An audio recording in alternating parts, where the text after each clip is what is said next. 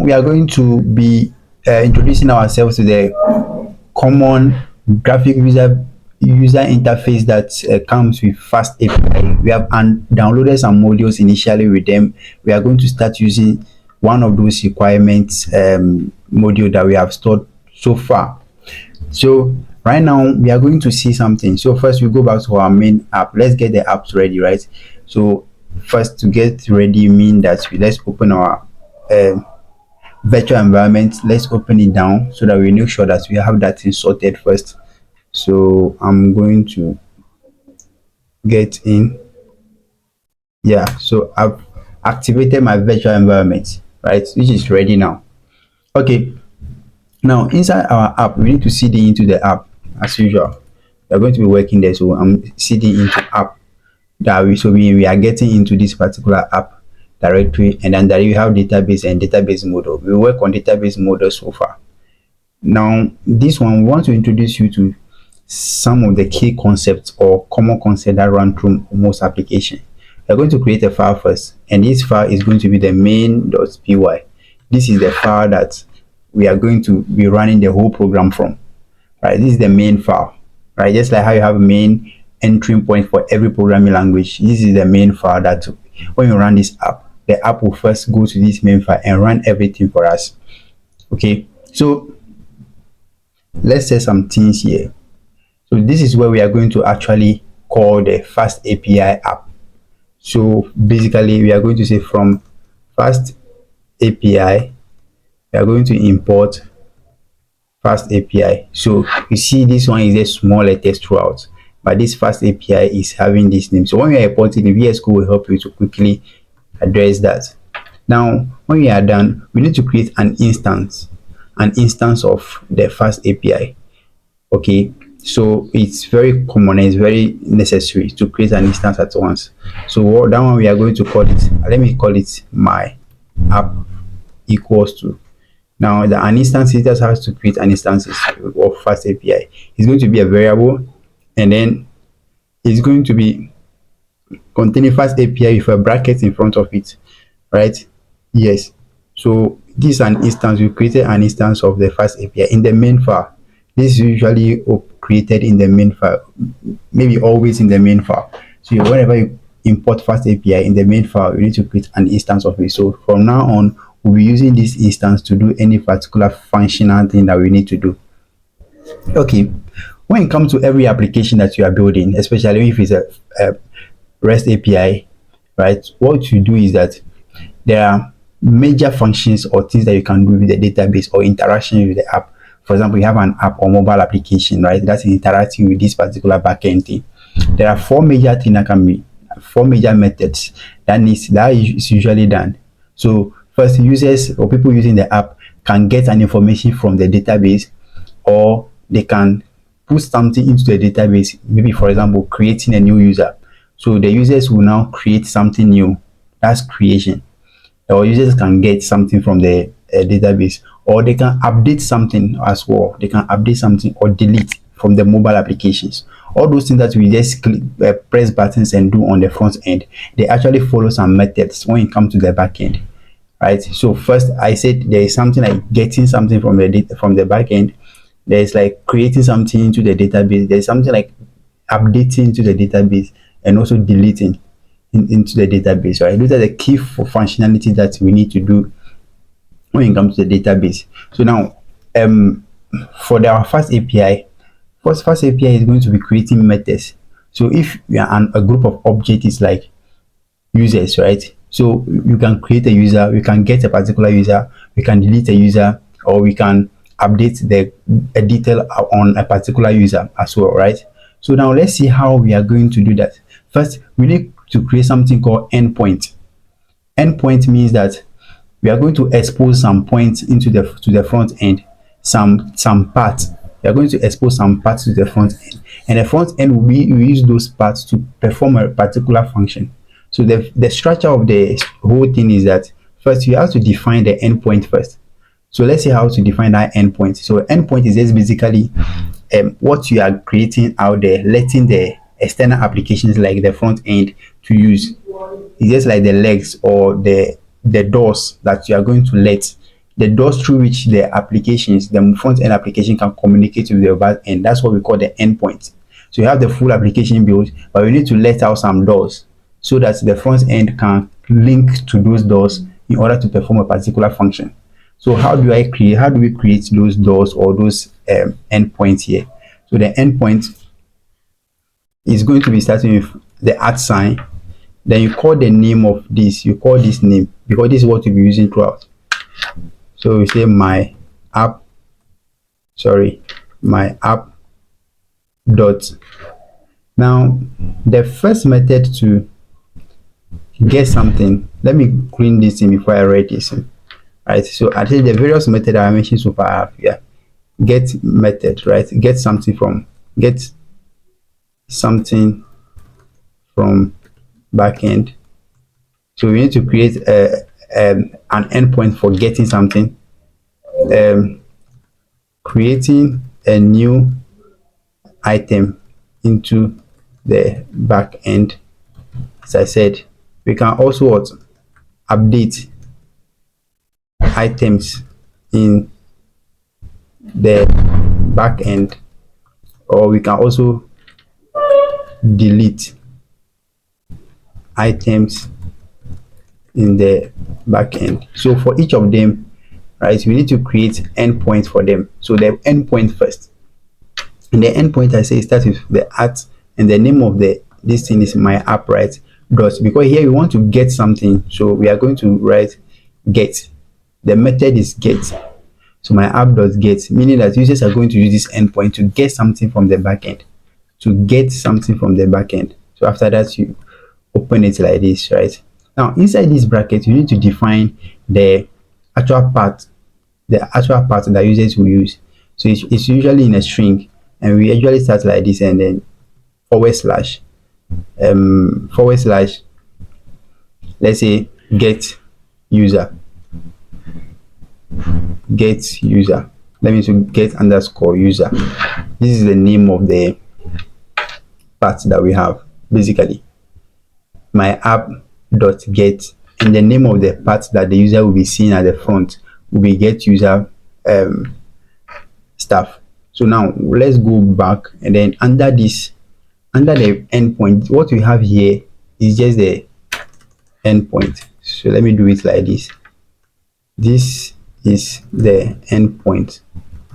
Now if the user gets access to this endpoint, right, from the front end, if you have access to this front end, what should happen when the user call this particular endpoint, or when the user accesses this endpoint? What is the function that needs to be run? So you need to write a function immediately under it. Immediately under the endpoint, you need to write the function that should be run whenever the front end or the app accesses this particular endpoint. So first we are going to do an async, so it's run asynchronously, right? Asynchronously. Then we create a function. In Python, we create a function using def. We said get. This is the name of get user. This is the name of the function that we are calling, and every function comes with this is how to create functions in Python, basically. Right, so those functions, this is how we are going to here. I'm not going to do anything much. I'm going to just return a dictionary showing a message to the front end for now. So I'm doing say whenever you call this front end, this was a message. The message that I'll be adding will be a dictionary. Usually a dictionary, you need to be used to using dictionaries here. So the message will be user data access successfully.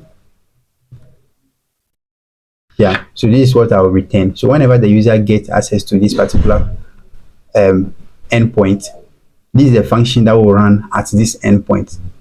Okay, so now what do we mean by users getting access to this endpoint? So there's a graphical user interface will be seeing all these things running. So what we'll do right now is that we need to go to now user end and see that there's an endpoint exposed there. Okay, so what we'll do is that we'll come to our terminal. Make sure that you are at app. This is where the main file is. So we are there right now. We are going to run a command. The command that we are going to run is uvicorn space main. Main is the name of the file here, then colon, not semicolon, colon. Then inside it, if you enter this particular main dot, what's the name of the app? So you need to write this, you need to write this after them, but immediately after, no space, my app, right? That's the structure. Then we are going to do dash dash reload. What's the reload going to do? It's going to make sure that whenever we upload, whenever we run the user interface and we come and make changes in our code, the change will reflect automatically in the user interface that we are going to see right now. So the negative, the dash dash reload make sure that whenever we make any change in this our code, the change will reload, the user interface will reload and make sure that the change reflect automatically, right? So that's why the reload is there. But then Uvicorn main, so we are going to be using Uvicorn interface basically, and then the main is the name of this file, main colon my app. My app is the name of this thing. If you have another name for it, make sure you write it here, because that's the instance of the FastAPI itself. Now when we are ready, let's run this. Now it said application startup complete, but then before that it will give you an information and then give you an HTTP path, something like this guy. It will give you something like this. So you tell you press Ctrl C to get it, but don't press Ctrl C. Press Ctrl, your hand should be on, press Ctrl and press the enter key. That's all you do. Ctrl, then you click. Sorry. Ctrl, then you click. Sorry. That's what you do. Now, this is what we have right now. We have this particular interface that is showing us here. Then you will be seeing this thing first, but then don't mind this thing. What you do is that you go to the message that they have inside here, right? You see the message they have inside here. Before it, don't clean it. Do /docs, DOS, /docs. That's what you just write. /docs. Whatever you have there, keep it. You do /docs, then you press the enter. It will give you something like this particular interface. So this is the interface that we have currently. And then at this interface, you can see that there is something like get, because that's the get method that we created. And then the part over there was underscore get underscore user. That's the name that we have here, right? This is what we have inside here. So this is the endpoint. So you'll be seeing the endpoint here because it's a get. We are having a get, and then this is the part at the front end, right? This is the part at the front end. So we go back there, then we see get underscore get is a get, and then /get underscore user. So it's used to get user. It's a get user function that will be there. So now let's see what we'll be having there. So you can collapse it and open it here. So I'm opening it here, right? I open it here. Then you see some things that maybe right now it will not make sense to us. So what we do is that you click on try it out. You click on try it out. Click on try it out. This execute bar will come to you. Then you just press it. It will execute this function. So you just press the execute. It's done executing. So you go down. Then you look at something called response body.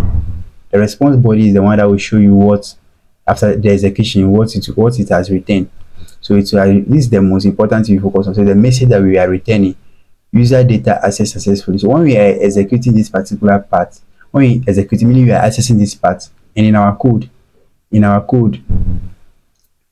whenever you are on this endpoint and you execute anything on this endpoint, this is the function under it. This is the Python function that will be running under it. So what happens is that we just basically return a message, and the message is user data accessed successfully, and that's what we can see inside here. We return in the response body. Those are the things that you need to worry about for now, right? So message user data accessed successfully. Okay, now that is understood, let's create the other endpoint. So this is to get, right? I think this one, creating a new item. So if you want to create a new item, the name of the method is at my app dot post. Whenever you are doing a post basically is for creating something new into the item. So whenever you are creating, that's also the / that we'll be having will be create user. So here I'm going to create add a function as well. So before you write the function, remember there's no semicolon before. Just go to the next line. Don't add any semicolon here, right? It's the function that has the no semicolon, colon in front of it before moving. And remember the indentation that counts with Python. Okay, for each function. So now here I'm here. I go to the next line and I say async. Always remember the async, right? For asynchronous running. Def create new user. Then I'm going to close it as a function. Then I'll go there under it. Here I'm going to just still return a simple message again. So I'm saying message user created successfully. Here we are just introducing ourselves to the platform, right? So when you go back to our page, I'm done running that, right? I'll just close this guy, refresh this. Then you can see that now we have get and we have the post that we just added. We have the get and we have the post that we just added, right? So and the create new user will be the function that will run there. Because I put underscore in the name of the function, that's why it's this one will make sure that it becomes like separate as if it's normal English. But in the Python, I'll be able to write it like this: create underscore new underscore user. So it will see the underscore as spaces, right? So that's basically what it does. So why this is used to create a new user, right? I'm going to do the other ones at once. So now you do again another endpoint at my app dots. Here is to update, right? To update, we do I think I missed something.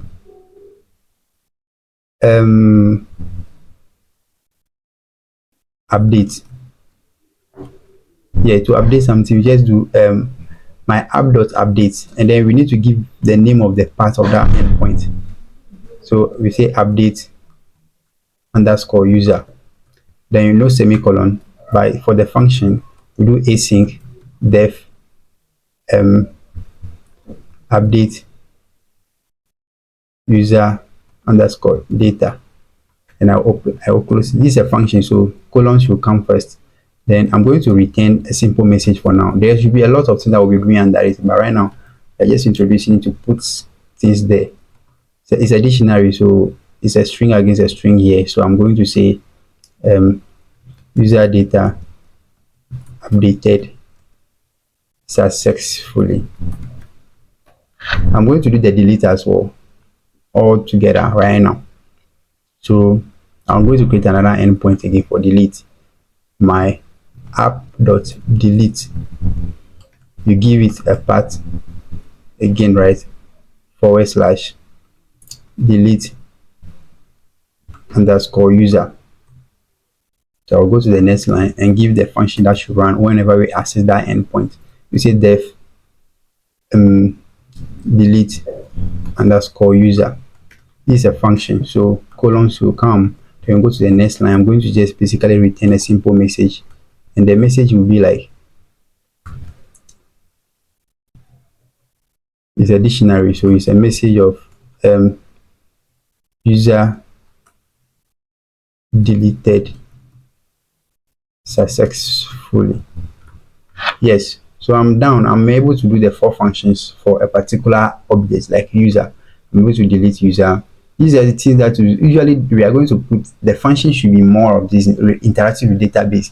But currently we just want to understand how the things work, right? And interacting with the front end, I mean the user interface basically. So this is what we have currently. From here, my FastAPI, then we have the endpoint and then the various functions for each endpoint. Okay, what will happen whenever we execute or access each endpoint? That's what will happen. So this is for, so whenever you have get, whenever you are doing a get, meaning you are getting something from the database, you are retrieving something. A post, meaning you are creating something new into the database. Update, meaning you are updating something in the database. So the old things will be there, but we are just updating a portion of it. And also this message, right? User data identified successful. So this is the function under it, and there's a delete call as well. Now let's go to our graphical user interface again and see what happened. So over here, I'll just refresh. hoping to see the changes appear here. Oh, my thing is loading. Let me go to my Python and see.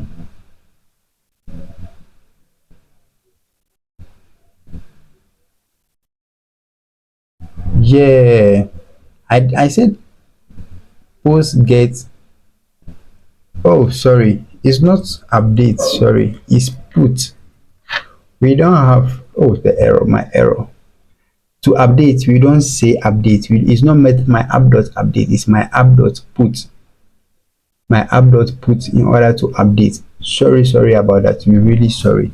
The word put is what we are going to put over there. Basically, so it's not update. It's basically put. So it's used to update something.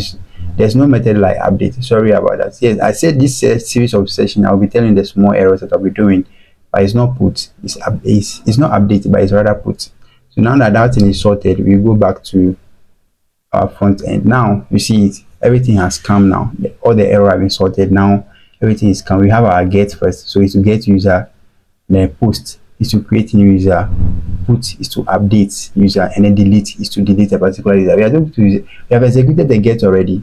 Let's go to post. Right, let me collapse it. Try it out. Click on try it out.